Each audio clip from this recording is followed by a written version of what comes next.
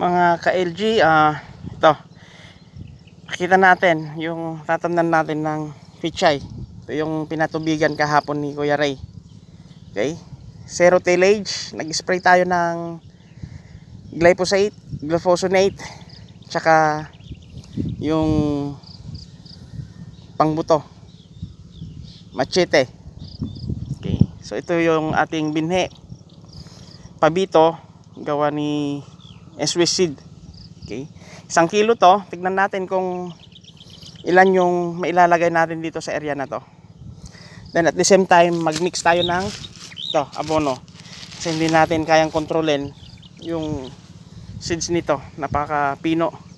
Then lagyan natin ng insecticide para sa langgam, then growth hormone. Okay, so tara, mix tayo.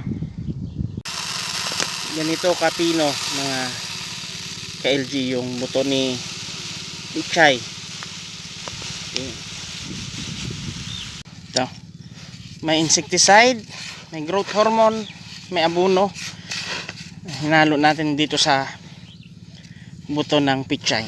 Okay, lagyan natin ng abono para hindi siya dikit-dikit yung buto natin, yung binhe nating sasaboy.